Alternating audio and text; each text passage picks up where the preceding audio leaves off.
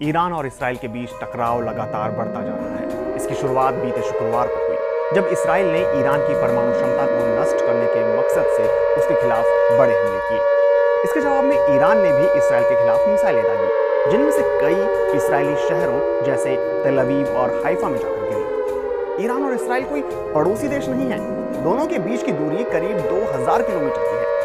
Iran और Israel के बीच में इराक, जॉर्डन, लेबनान, सीरिया जैसे कई देश पड़ते हैं। इसराइल को तो तकनीक के मामले में काफी अव्वल माना जाता है, लेकिन ईरान बीते कई सालों से प्रतिबंधों का सामना कर रहा है। ऐसे में सवाल उठता है कि ईरान ने ऐसी मिसाइलें कैसे तैयार कर दी जो इसराइल के अंदर तक मार करने में कामयाब हो रही है। प्रतिबंधों के बावजूद जारी रहा मिसाइल प्रोग्राम।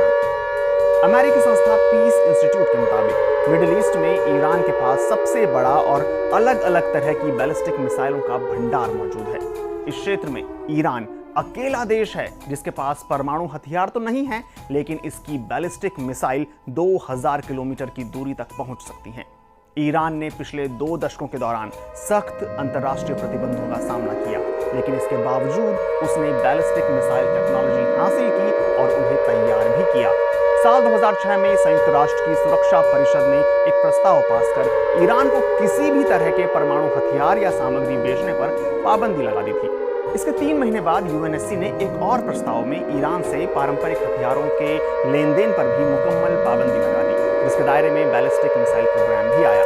जुलाई 2015 में ईरान और 6 विश्व शक्तियों के बीच संयुक्त व्यापक प्लान ऑफ एक्शन समझौते के अंत और प्रस्ताव 2231 की मंजूरी के बाद ईरान के खिलाफ यूएनएससी की सभी पाबंदियां हटा दी गई।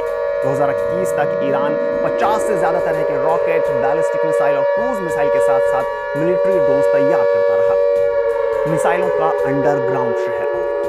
ईरान अक्सर अपनी मिसाइलों का प्रदर्शन करता है, लेकिन अपने मिसाइल प्रोग्राम और मिसाइल अड्डों का विकास खुफिया ही रखता है।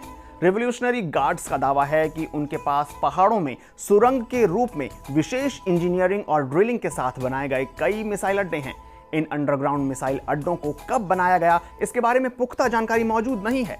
ईरानी समाचार एजेंसी के सैनिक विभाग के संवाददाता मेहदी बख्तियारी ने अल जजीरा को इंटरव्यू देते हुए कहा था कि पश्चिमी ईरान में पहला अंडरग्राउंड मिसाइल अड्डा साल 1984 में बना था और उसी समय ईरान के मिसाइल प्रोग्राम की शुरुआत हुई थी। ईरानी मीडिया और रेवोल्यूशनरी गार्ड्स ने अब तक कई अंडरग्राउंड मिसाइल अड्डों की तस्वीरें जारी की हैं, जिन्हें वह मिसाइल सिटी कहते हैं। ईरान के पास कैसी कैसी मिसाइलें? ईरान ने अपने पास मौजूद मिसाइलों को 4 हिस्सों में बांटा है: rocket, cruise missile, ballistic missile और हाइपरसोनिक मिसाइल।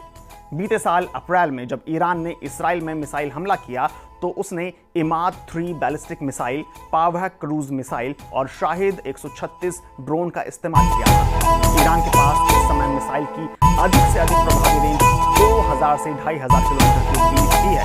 वह फिलहाल यूरोपीय देशों को निशाना बनाने की क्षमता नहीं रखती। ईरान की सशस्त्र सेनाओं का दावा है कि ऐसा सर्वोच्च नेता अली खामेनी के निर्देश पर है, जिन्होंने कहा था कि फिलहाल ईरानी मिसाइल की रेंज 2000 किलोमीटर से ज्यादा नहीं होनी चाहिए। ईरान के पास अल फतह नाम की हाइपरसोनिक मिसाइल भी है, जिसके बारे में ईरान का दावा है कि ये किसी भी मिसाइल डिफेंस सिस्टम को चकमा दे सकती है।